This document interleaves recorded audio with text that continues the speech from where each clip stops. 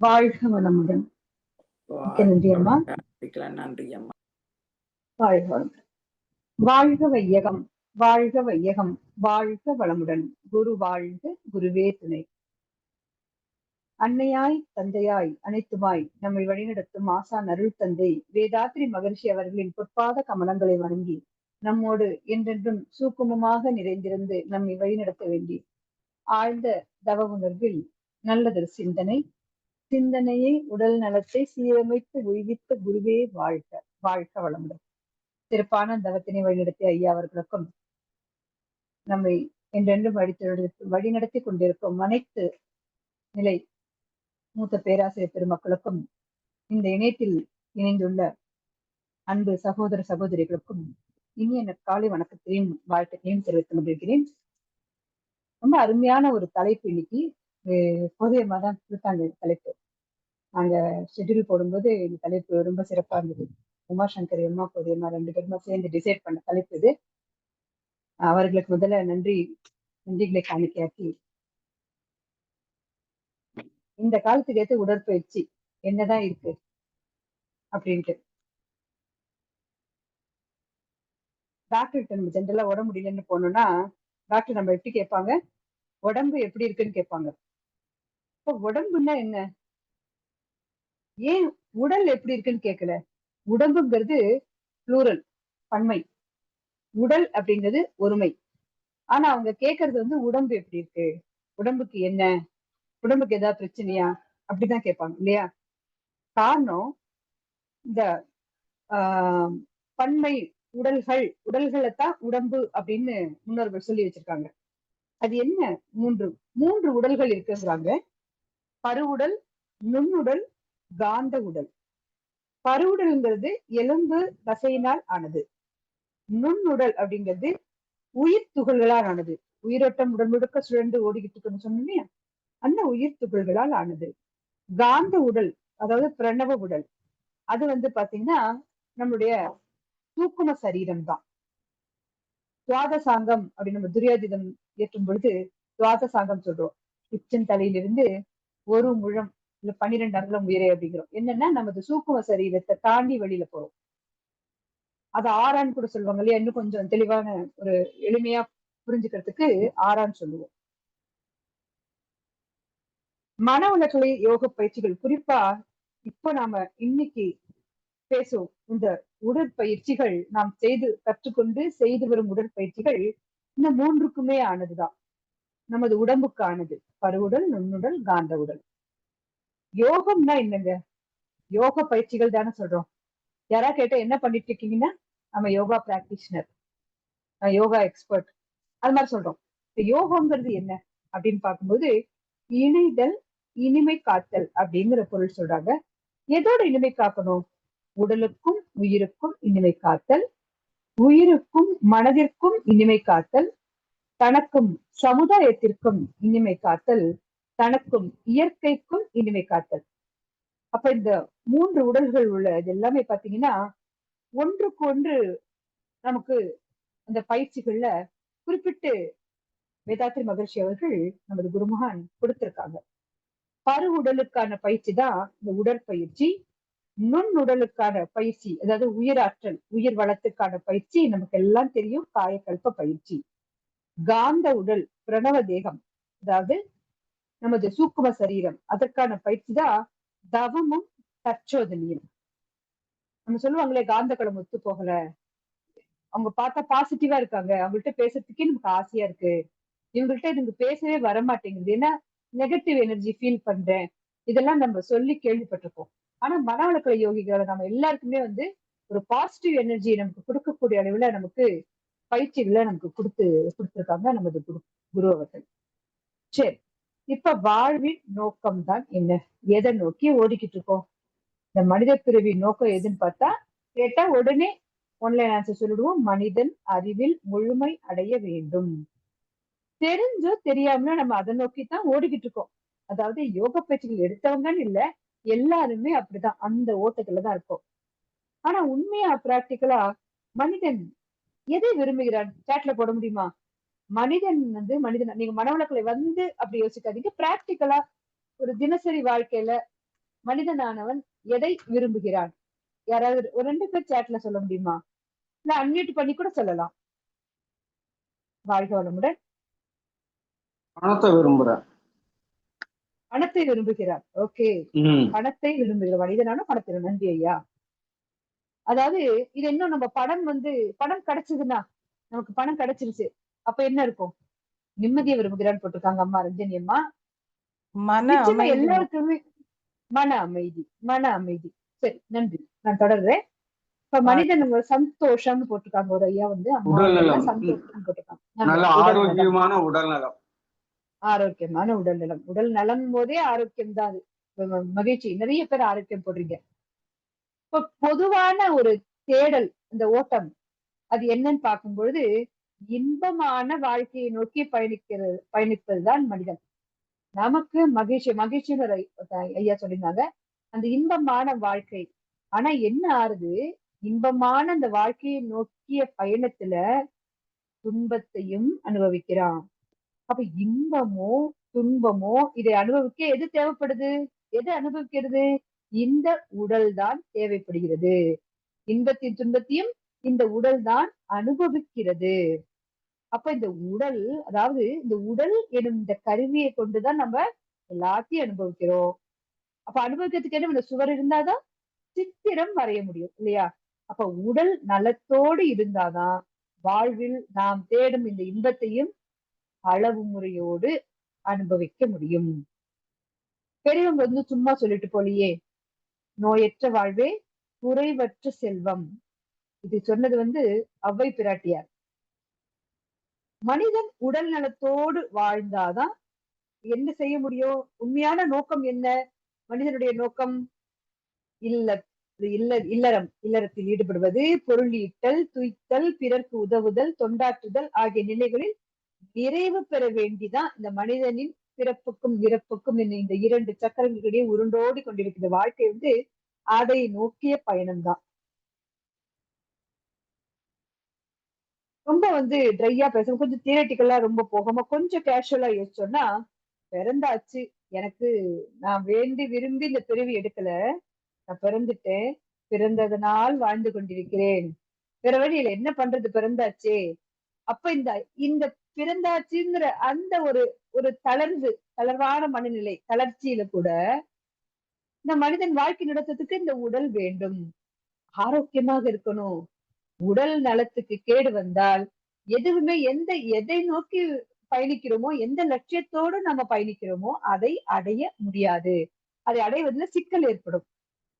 திருமந்திரம் 724வது பாடல், திருமூல சித்தர் அவர்கள், உடம்பார் அழியின் உயிரார் அழிவர், திடம்பட மெய்ஞானம் சேரவும் மாட்டார், உடம்பை வளர்க்கும் உபாயம் அறிந்தே உடம்பை வளர்த்தேன் உயிர் வளர்த்தேனே. இந்த பிறவியின் நோக்கத்துல பூர்த்தி செய்யதான் நமக்கு இந்த உடல் தேவைப்படுது. உடம்பு கெட்டு போச்சுன்னா உயிர் தங்காது. இந்த உடலுக்குள்ள பிரச்சனை வந்ததுன்னா, நமக்கு காயக்கல்பத்திலேயே படிச்சிருக்கோம் இல்லையா, என்ன ஆகும்? ஒரு ஹார்ட்ல பிரச்சனை, பிரெயின்ல ப்ராப்ளம், இந்த கால ஆக்சிடென்ட், அது என்ன உடனே உயிர் சக்தி ஓடோடி போய் அங்க அங்க ஹீல் பண்ண போகும். அங்க அது பத்தாத போது என்ன ஆகுது, நம்ம வித்துக்களையும் உடைந்து வித்து சக்தி வெளியேறி மனிதன் உயிரை விட்டுறாங்க இல்லையா, மரணித்து போகிறாங்க. இது காயக்கல்பத்தம் எல்லாருக்கும் தெரியும். ஆனா நம்ம அந்த இன்பத்தை அனுபவிக்கும் அந்த நோக்கில் துன்பத்தை அனுபவித்து, அந்த துன்பம் எக்ஸ்ட்ரீம் துன்பம், அதாவது அது என்ன ஆகும், அப்போ மனிதன் இறந்து போனா இந்த இன்பத்தையே நோக்கி நோக்கி நோக்கி போயிட்டே இருந்தான்னா மெய் ஞானமாகிய இறைநிலை பற்றிய சிந்தனைகளில் ஈடுபட முடியாது. உடல் பிரச்சனையை சரி பண்ணவே நேரம் சரியா இருக்கும். உடல் ஓய்ந்து உடல் ஆரோக்கியமாகி அப்புறம் மெய்ஞான சிந்தனையில நம்மளால ஈடுபட முடியாது. இப்படி இருந்தா என்னைக்கு நம்ம பதிவுகளை கழிப்பது, பூரணத்துவம் பெறுறது இல்லையா? அப்ப அந்த உடலுக்கு நம்ம ரொம்ப முக்கியத்துவம் கொடுக்கணும்.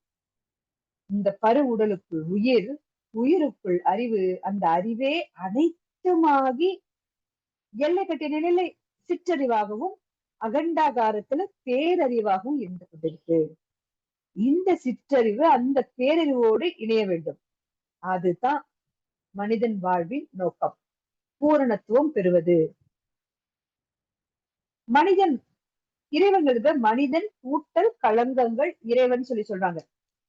அப்ப அந்த களங்கங்களை போக்கியாச்சுன்னா சிவனும் சீவனும் ஒன்றுதான். அப்ப யாரு இந்த உடம்பினை முன்னம் திருமூல் சித்தர் சொல்றாங்க, உடம்பினை முன்னம் இழுக்கென்றிருந்தேன், உடம்பினுக்குள்ளே உரு பொருள் கண்டேன், உடம்புலே உத்தமன் கோவில் கொண்டான் என்று உடம்பினை யான் இருந்து ஓம்புகின்றேனே. 725வது பாடல். எனக்குள்ள இருக்கிற அந்த பாவச்சுமையை போக்கினாதான் நானும் தெய்வமும் ஒண்ணு.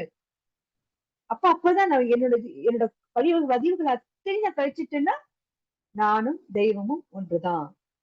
அதுவே நானாக வந்துள்ளேன். இந்த உடம்பை தன்னால் நான் பாவச்சுமை என்ன பாவம் பண்ணினேனோ, இத்தனை கஷ்டப்படுறேன். யார் செய்த பாவமோ தெரியல, நான் செய்த மாதிரி தெரியல, என் முன்னோர்கள் செய்த சஞ்சீதத்துல வித்து வழியா வந்த பாவமா எனக்கு தெரியல அப்படின்னு சொல்லி ஒரு பாவ மூட்டையாக இந்த உடலை பாவ சுமையாக எண்ணி இருந்தேன். அப்ப எனக்கு ஒரு விஷயம் புரிஞ்சுது, உடம்புக்குள்ளே இறைநிலையை கண்டேன். அவர் தவம் பண்ணி உள்ளுணர்வா உணர்ந்துட்டாரு, உடம்பினுள் இறைநிலை உயர்ந்த கோவிலாக இருக்கு, அதனால் இந்த உடம்பை நான் பேணி காத்து வருகிறேன். அப்ப இந்த உடம்பை நம்ம பத்திரப்படுத்தணும். இது ஆன்மீகமாக நம்ம சிந்திச்சோம். இப்ப பிராக்டிக்கல் லைஃப் வரலாம். நம்ம மனிதனோட வாழ்க்கை எப்படி இருக்கு? என்ன சொல்றாங்க, எனக்கு நிக்க நேரம் இல்லைங்க, மூச்சு விட நேரம் இல்ல, சாப்பிட டைம் இல்ல, கொஞ்சம் கூட ரெஸ்ட் எடுக்க ஒரு சாய கூட நேரம் இல்லாத நான் ஓடிட்டு இருக்கேன். கண்ணு லேசா மங்கும் போதுதான் கண்ணுன்னு ஒண்ணு இருக்குன்னு நமக்கு ஞாபகம் வருது. படிக்கட்டு ஏறும் போதுதான் அது லேசா மூட்டு வலி ஏற சிரமமா இருக்கு, அப்பதான் மூட்டு லேசா பிடிக்குது, ஒரு டைட்னஸ், ஓ நமக்கு வயசு அதிகமாவது, கூடிக்கிட்டே வருது அப்படிங்கிற ஞாபகம் வருது. அப்ப இந்த இயந்திர வாழ்க்கையில நாம் இழந்தது என்ன? படம் நோக்கிய பயணம், பணம் சம்பாதிக்கிறோம், வீடு வாங்கணும், வீடு வாங்கிடுறோம், காரு வஸ்துக்கள் எல்லாம் வாங்கணுமா வாங்கிடுறோம். ஆனா எதை கொடுத்து அதையெல்லாம் வாங்கினோம்? நமது ஆரோக்கியத்தை கொடுத்துதான் அதெல்லாம் வாங்கியிருப்போம் இல்லையா? இந்த ஆன்லைன் வகுப்புகள் வாங்கிப்போம். நம்ம வந்து ஆன்லைன்லயே நம்ம நிறைய பேசுறோம் கொள்றோம்.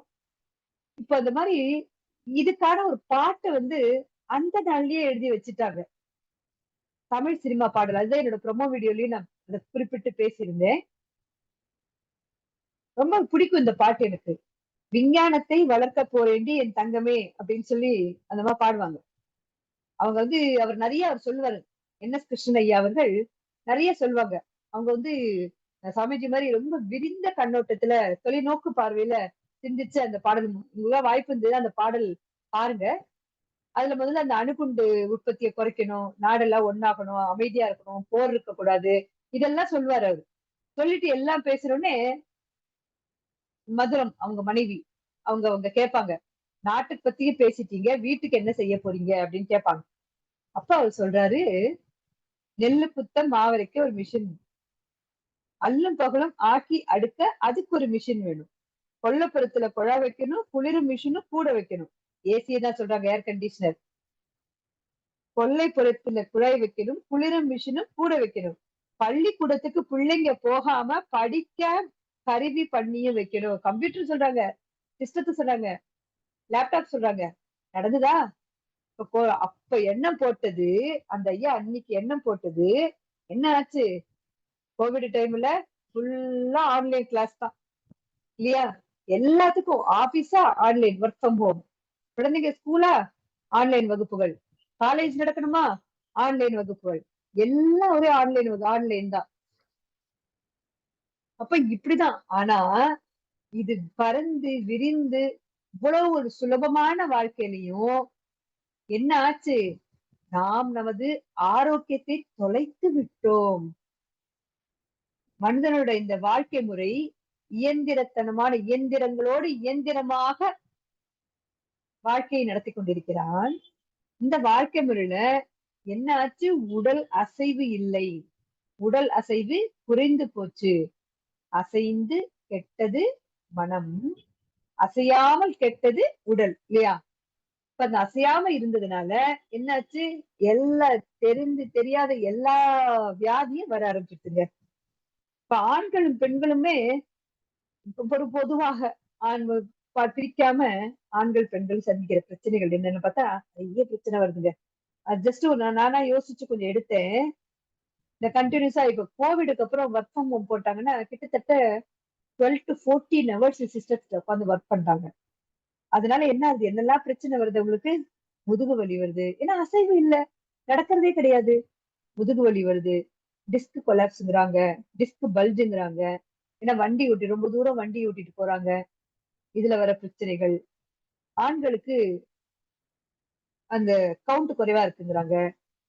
இப்ப இருக்கிற இந்த மாடர்ன் கல்ச்சர்ல ஸ்மோக் பண்றாங்க, ட்ரிங்க் பண்றாங்க. அதனால ஸ்மோக் பண்ணிட்டு ட்ரிங்க் பண்ணிட்டே வண்டி ஓட்டுறதுனால வர ஆக்சிடென்ட்ஸ். இரவு அதிக நேரங்கள். ஏன்னா நம்ம நம்ம நாட்டுக்கு நம்மளோட அந்தந்த நாட்டு நேரத்துக்கு தகுந்த மாதிரி வேலை பார்க்கறது கிடையாது. அயல் நாடுகளுக்கு மாறி வேலை பார்க்கும்போது அந்த நேரத்துக்கு நம்ம ஒர்க் பண்ணும்போது கண்ணு விழிக்க வேண்டியிருக்கு.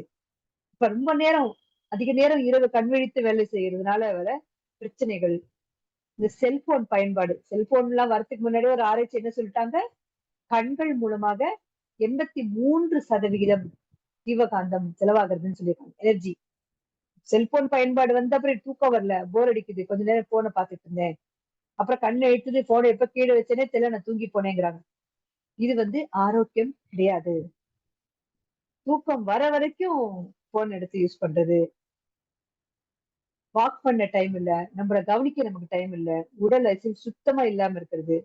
பெண்களுக்கு பாத்தீங்கன்னா பெண்கள் சார்ந்த பிரச்சனைகள் எக்கச்சக்கமா இருக்குங்க. எல்லா இடத்துலயும் நிறைய கேள்விப்படுறோம், கிளாஸஸ்ல நிறைய பாக்குறோம். பிசிஓடி, பிசிஓஎஸ் பிரச்சனை இருக்குங்கிறாங்க. ரெகுலர் பீரியட்ஸ், பியூபர்ட்டி, சின்ன வயசுல பியூபர்ட்டி ஆயிடுறாங்க. 10 வயசு 8 வயசுக்குள்ள ஆயிடுறாங்க. அதுக்கப்புறம் இன்னும் வயதான 50 வயசுல 55 வயசு 60 வயசு வர நோய்கள் எல்லாம் 35 வயசுக்கு வந்துடுதுங்க. கால் மூட்டு வலிங்கிறாங்க, ஆர்த்தரைட்டிஸ்ங்கிறாங்க, தைராய்டு பிரச்சனைங்கிறாங்க. இது ஒரு சின்ன லிஸ்ட் தான். இவ்வளவு பெரிய லிஸ்ட். இத்தனை உடல் அசௌகரியங்கள் மனிதனுக்கு, உடல் உழைப்பு, உடல் அசைவு இல்லாதனால இத்தனை பிரச்சனைகள் நமக்கு இருக்கு. இது எல்லாம் இப்ப என்ன, இப்போ நம்மளுடைய மன வளக்கலை யோக பயிற்சிகள், எளிமையான உடற்பயிற்சிகள் எல்லா தலைமுறையினாலும் செய்யக்கூடியவர்கள அருட்தந்தை வேதாத்ரி மகர்ஷி அவர்கள் நமக்கு வடிவமைச்சு கொடுத்திருக்காங்க. பிள்ளைங்க நல்லா புரிஞ்சுக்கிட்டாங்கன்னா 5 வயதுல இருந்தே செய்யலாம். ரொம்ப மென்மையான அசைவுகள். அந்த நாள்ல துணி துவைச்சாங்களா, கைய சுழட்டி சுழட்டி அடிச்சு துவைச்சாங்க. கிராமத்துல எல்லாம் நம்ம பார்த்திருக்கலாம். ஆத்தங்கரையோட துணியெல்லாம் எடுத்துட்டு போய் அதுதான் நம்ம இன்னைக்கு கைப்பயிற்சியா பண்றோம். ஏன்னா கையை சுழட்டி துணி துவைக்க டைமும் கிடையாது, நேரம் இல்ல. எல்லாத்தையும் வாஷிங் மிஷின்ல போட்டுறோம், எடுத்துடுறோம் இல்லையா? அப்ப அந்த கைக்கு அசைவு இல்ல. அப்ப கைப்பயிற்சி பண்ண ஆரம்பிக்கிறோம். நீங்க கவலைப்படாதீங்க, நீங்க மிஷின் யூஸ் பண்ணிக்கோங்க, கைப்பயிற்சி பண்ணிடுங்க. கை சுழற்சி கொடுக்குறோம் இல்லையா? எத்தனை பலன்கள், எத்தனை பலன்கள். உடற்பயிற்சி நோக்கமே என்ன சொல்லிட்டாங்க சாமிஜி, உடல்ல நமக்கு ஓட்டங்கள் இருக்கு. 5 வகையான ஓட்டங்கள் இருக்கு. ரத்த ஓட்டம், வெப்ப ஓட்டம், காற்றோட்டம், உயிரோட்டம், காந்த ஓட்டம்ங்கிற ஓட்டங்கள் இருக்கு. இது என்னன்னா, அண்டத்தில் உள்ளதே பிண்டம், பிண்டத்தில் உள்ளதே அண்டம் சொல்றாங்க. அந்த அந்த அதனதன் வேகத்துல அதனதன் இதுல ஓடுற வரைக்கும் பிரச்சனை கிடையாது. ஆனா இந்த அசைவு இல்லாத காரணத்தினால அந்த ஓட்டத்தில் ஒரு தடை ஏற்படுது. மெதுவாக போது இல்ல தடை ஏற்படுது. தடை ஏற்படும் போது வலியாக உணர்கிறோம். நீடித்த வலி நோயாக மாறுகிறது. தீர்க்க முடியாத அந்த நோய் தான் மரணத்தில் கொண்டு போய் விடுகிறது நம்மள. அப்ப இது எல்லாம் சரி பண்ணக்கூடிய வகையில நமக்கு உடற்பயிற்சி எளிமைப்படுத்தி கொடுத்திருக்காங்க. எப்படி? 1911 பிறந்தாங்க சாமிஜி. அந்த 2 நூற்றாண்டுகளை கண்ட அந்த மகான் இப்ப இருக்கிற அடுத்த நூற்றாண்டுக்கும் தயார் பண்ணி வச்சுட்டாங்க. இத்தனை வருஷம் ஆனாலும் இன்னும் 10 நூற்றாண்டு கழித்து வரவங்க கூட நம்ம பயிற்சி செய்யலாம். அது மாதிரி எந்த சீதோஷ்ண நிலையிலும் இருக்கிறவங்க செய்யலாம். நம்ம பயிற்சி செய்யும் பொழுது லேசான அந்த உடல் சூடு, அதாவது வார்ம்னஸ் வரும். நிறைய பேர் வகுப்புகள்ல கேக்குறாங்க, உடம்பு கொஞ்சம் ஹீட் ஆன மாதிரி இருக்கு அப்படிங்கிறாங்க. அந்த ஹீட் நல்லது அப்படிங்கிறாங்க. ஆராய்ச்சி பண்ணிருக்காங்க, பிஹெச்டி பண்ணிருக்காங்க. அந்த ஹீட் நல்லதுங்கிறாங்க. என்னன்னு பாத்தீங்கன்னா, நம்ம எங்க கையை பரப்புறன்னு தேய்ச்சோம்னா லேசா ஒரு சூடு வரும். நீங்க தேய்ச்சு பாத்தீங்கன்னா தெரியும், லைட்டா ஒரு சூடு வரும். அது எங்க ஒரு இயக்கம் இருக்கோ அந்த இடத்துல ஒரு எனர்ஜி ஹீட் ஜெனரேட் ஆகும். இந்த நம்ம உடல் அசைவுகள், உடற்பயிற்சிகள் செய்வதனால நமக்கு ரொம்ப வேர்க்காது. நம்ம பயிற்சிகள் வியர்த்து கொட்டாது நமக்கு. ஆனா லேசான ஒரு வார்ம்னஸ் கொடுக்கும். சோ அந்த வார்ம்னஸ் உடம்புல இருக்கிற டாக்ஸின்ஸ அழிக்குது அப்படிங்கிறாங்க. இப்போ வகுப்பு டாக்டர் சாந்தி ராஜசேகர் அம்மா அவர்கள், அழியால இருக்காங்க சித்த மருத்துவர். அவர்கள் பகிர்ந்து கொண்ட ஒரு விஷயம் இது. உடலில் வரும் இந்த நமது பயிற்சி மூலமாக அந்த உடலில் வரும் ஒரு சின்ன ஒரு வார்ம்னஸ் உடல்ல நமக்கு உடலில் இருக்கிற தேவையில்லாத கழிவுகளை அழித்து விடுகிறது, வெளியேற்றுகிறது அப்படின்னு சொல்றாங்க. அப்ப இந்த உடல் சூடு நல்லதுதான் இல்லையா? அப்ப அந்த என்ன ஆகும், அந்த லேசா சூடு கொஞ்ச நாள்ல சமன்பட்டுடும். நம்ம காயக்கல்பமே என்ன பண்றாங்க, உடல் இழைக்குங்க. இப்ப இருக்கு பாருங்க பிள்ளைங்க, அவ்வளவு அந்த அந்த உணவு முறை, பீஸாவாகட்டும், பர்கர், இதெல்லாம் அயல் நாட்டு கலாச்சாரம். அவங்களோட சீதோஷ்ண நிலைக்கு தகுந்த மாதிரி உணவு அங்க அங்க உற்பத்தியார உணவு பொருட்கள் ஆகட்டும், எல்லாமே அந்தந்த நாட்டுக்கு தகுந்த மாதிரி சாப்பிடணும். ஆனா நம்ம அயல் நாட்டு கலாச்சாரத்தை நாம எடுத்துக்கிறோம். அந்தந்த ஊர்ல இருக்கிறவங்க கூட எடுத்துக்கும் போது அதோட பாதிப்புகள் கொஞ்சம் அதிகமாவே இருக்கு. என்ன ஆகுறது, உடல் எடை கூடுகிறது சின்ன வயசுலயே, ஒபிஸ் அப்படிங்கிறாங்க. இந்த ஒபிஸ் கரையணும் அப்படின்னா, அந்த அந்த ஒபிசிட்டி இருந்ததுன்னா பின்னாடியே வருமே, அதோட டீம்மேட் எல்லாம் வந்துருவாங்க. யாரெல்லாம் வருவாங்க, சர்க்கரை நோய் வந்துடுது, பிபி இருக்காங்க, கொலஸ்ட்ரால் சொல்றாங்க, சின்ன பிள்ளைங்களோட கொலஸ்ட்ரால் சொல்றாங்க.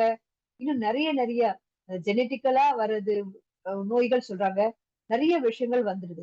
நமது காயக்கல்ப பயிற்சியே பாத்தீங்கன்னா உடல் எடையை குறைக்க வல்லது அப்படிங்கிறாங்க. காயக்கல்பம் செய்யறது காயக்கல்பம் மட்டும் செய்யக்கூடாதான். காயக்கல்பம் செய்யறவங்க 5 அளவு முறையை பின்பற்ற வேண்டும். நமக்கு தெரியும், உணவு, உறக்கம், உழைப்பு, உலக இன்பம், எண்ணம். இந்த 5 காயக்கல்ப பயிற்சி உணவு அப்படி பத்தியம்னா, இது நமக்கு ஒரு நோய் தீர்க்கக்கூடியது மருந்து அப்படின்னா, காயக்கல்ப பயிற்சி மருந்துன்னா பத்தியம் 5 அளவு முறை. நான் மாத்திரையும் போட்டு நல்ல ஜுரம் அடிக்குது, நம்ம ஜுரத்துக்கு மாத்திரை போட்டுக்கிறேன், ஆனா நான் ஐஸ் வாட்டர் குடிப்பேன்னா என்ன ஆகும், ஜுரம் போகுமா? போகாது. அப்ப என்ன பண்ணணும், நான் இன்னைக்கு ஒரு ஜுரம் அடிக்குது, நான் டாக்டர்கிட்ட மெடிகேஷன் எடுத்துட்டு இருக்கேன்னா அவர் சொல்ற உணவு முறையை நாம கடைபிடிக்கணும். அது போல நம்ம காயக்கல்ப பயிற்சி, இந்த யோக பயிற்சிகள் செய்யறது மட்டும் இல்லாம 5 அளவு முறையையும் நாம் கடைபிடிக்க வேண்டும். இப்ப கடைபிடிக்கும் போது என்ன ஆகும், முதல்ல உணவு குறைவாகவும் சாப்பிடக்கூடாது, அதிகமாகவும் சாப்பிடக்கூடாது. உறக்கம், தேவையான உறக்கம் ஒரு 6 மணி நேரம் 8 மணி நேரம் நல்ல தூக்கம் இருக்கணும்.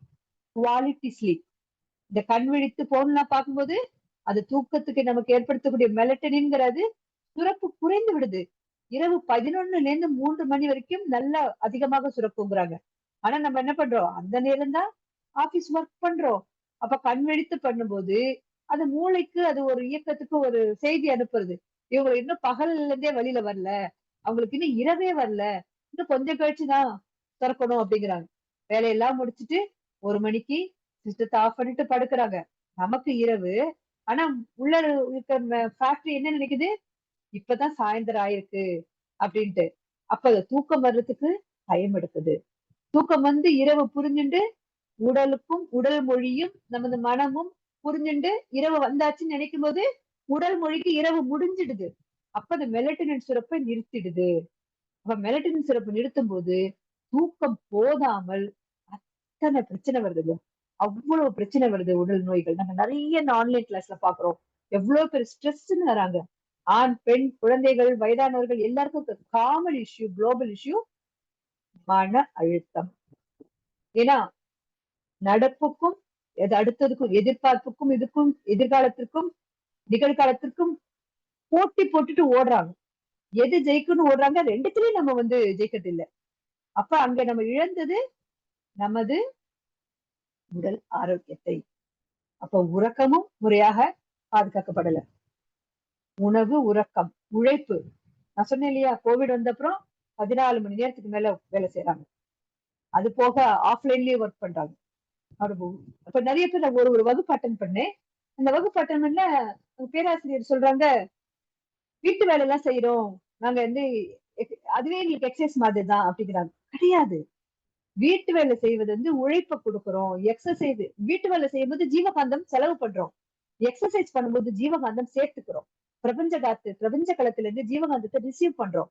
அப்படி ஒரு உடற்பயிற்சி தான் நமக்கு ரொம்ப அற்புதமா நமக்கு வேதாத்திரி மகிழ்ச்சியோடு நமக்கு வடிவமைச்சு கொடுத்திருக்காங்க.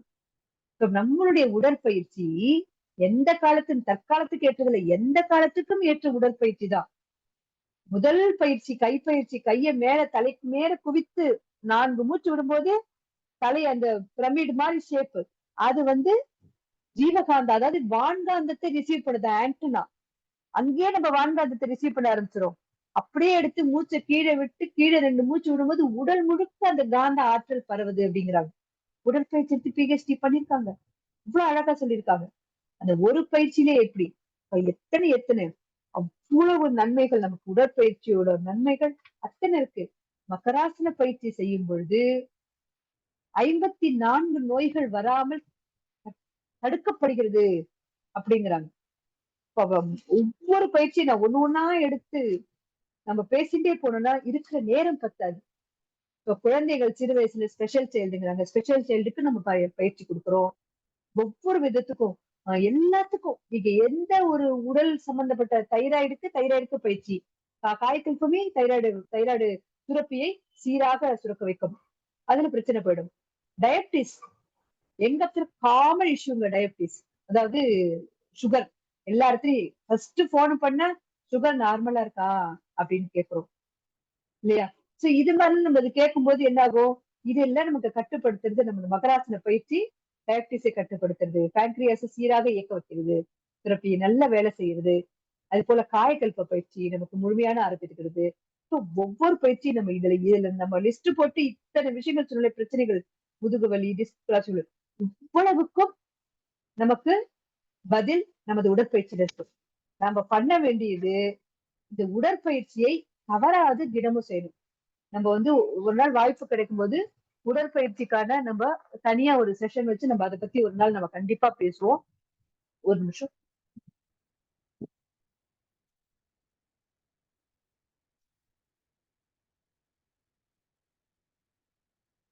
மன்னிக்கணும். அந்த விதத்துல இன்றைய கால வாழ்க்கை சூழல், நம்ம இப்ப இன்னைக்கு வாழற இந்த நவ நாகரீக இந்த வாழ்க்கை முறையில இன்னைக்கு நாம் அவ்வளவு ஒரு சுறுசுறுப்பா இருக்கோம். அல்லையா பிரெயின் ஒர்க் ஜாஸ்தியா இருக்கு. பிசிக்கல் ஒர்க்கை விட நமக்கு பிரெயின் ஒர்க் ஜாஸ்தி இந்த இருக்கிற வாழ்க்கை சூழல். அப்ப அந்த உடல் அசைவு குறைந்து போயாச்சு. அதை ஈடுகட்டும் விதமாக நம்மளுடைய இந்த கால வாழ்க்கை முறையில என்ன இருக்கோ அதையிலையும் நாம் வாழ்ந்து கொண்டு நமது உடலையும் பேணி காப்பதற்கு ஏற்ற அற்புதமான பயிற்சிகளைத்தான் நமக்கு வேதாத்திரி மகர்ஷி அவர்கள் வடிவமைச்சு கொடுத்திருக்காங்க. அந்த விதத்துல நாம் இந்த கற்றுக்கொண்டுள்ள உடற்பயிற்சிகளை நம்ம எக்ஸ்கியூஸே இல்லாம, எனக்கு நேரம் இல்லை, எனக்கு டைம் இல்லை அப்படி கிடையாது. நமது உடற்பயிற்சிகள் நேரத்தை விரயமாக்குவதில்லை, மாறாக நேரத்தை உருவாக்குகிறது அப்படிங்கிற புரிதல். நாம் செய்யும் செயல்கள், நம்மளுடைய வேலை எந்த வேலையா இருந்தாலும் தரமாக இருக்கும். உடற்பயிற்சி செய்து புத்துணர்வோடு நாம இருக்கும்போது நம்முடைய வேலைகள் அதோட வேலை செய்ததோட அந்த இது ரொம்ப தரமா இருக்கும். 1.5 மணி நேரம் செய்யக்கூடிய வகுப்பை ஒரு 40 மினிட்ஸ்ல 40 நிமிஷத்துல நம்ம செஞ்சிடலாம். அந்த 40 நிமிஷத்துல செஞ்சா கூட அது நல்ல ஒரு தரமாக சிறப்பாக நம்மளால செய்ய முடியும். காலையில எழுந்து அது இருக்கிற ஃப்ரெஷ்னஸ், அந்த எனர்ஜி அப்படியே த்ரூ அவுட் த டே நமக்கு கேரி ஆகுதுங்க. இரவு படுக்கிற வரைக்கும் சுறுசுறுப்பா இருக்கும். படுத்த உடனே தூக்கம் வருது. இந்த வேர்ல்டுலயேங்க ரிச்சஸ்ட் பர்சன் எப்போதும் அடிக்கடி சொல்றது, பசிச்சு சாப்பிடணும், சாப்பிட்டது முறையா ஜீரணமாகணும், ஜீரணமான கழிவுகள் முறையாக வெளியேறணும், அடுத்த உடனே தூக்கம் வரணும். யாருக்கு இந்த நாளும் கிடைக்குதோ அவங்கதான் வேர்ல்டுலயே தி ரிச்சஸ்ட் பர்சன். இந்த ரிச்சஸ்ட் பர்சன் 18th செஞ்சுரில இருந்து 19th செஞ்சுரி ஆகட்டும், 20th செஞ்சுரி, 21st செஞ்சுரி, இன்னும் எந்த செஞ்சுரிக்கு போனாலும் நமது உடற்பயிற்சிகள் இதை பூர்த்தி செய்யும். அந்த விதத்துல ரொம்ப சிறப்பான இந்த பயிற்சிகள் தந்த குருவுக்கு நம்ம நன்றி எப்படி காட்ட போறோம் தெரியுங்களா? நாம விடாது தொடர்ந்து அனுதினமும் இந்த பயிற்சிகளை செய்து முழுமையான பலன் பெறுவேன் அப்படிங்கிற சங்கல்பத்தோடு நாம் தினமும் இந்த பயிற்சிகளை செய்து நாமும் செய்து நாம் அமைதி கண்டு மகிழ்ச்சி கண்டு நமது குடும்பத்திலும் அமைதியும் மகிழ்ச்சியும் ஏற்படுத்தி சமுதாயத்துக்கும் தொண்டேற்றி இன்பம் காண்போம் என்று சொல்லி நல்லதொரு வாய்ப்பு வழங்கிய அனைத்து அன்பு உள்ளவங்களுக்கும் நன்றி பாராட்டி மன மகிழ்வோடு நிறைவு செய்து கொள்கிறேன். இறை பேராற்றலுக்கு நன்றி, குரு மகானுக்கு நன்றி, அனைவருக்கும் நன்றி. வாழ்க வளமுடன். இன்னும் நிறைய டீட்டெயில்ஸ், ஆனா நேரம் போதல. நம்ம தனியா இன்னொரு வாய்ப்பு கிடைக்கும் போது கண்டிப்பா உடற்பயிற்சி பற்றி மட்டும் நம்ம தனியா ஒரு நாள் சிந்தனை எடுத்துக்கலாம். அனைவருக்கும் நன்றி. வாழ்க வளமுடன்.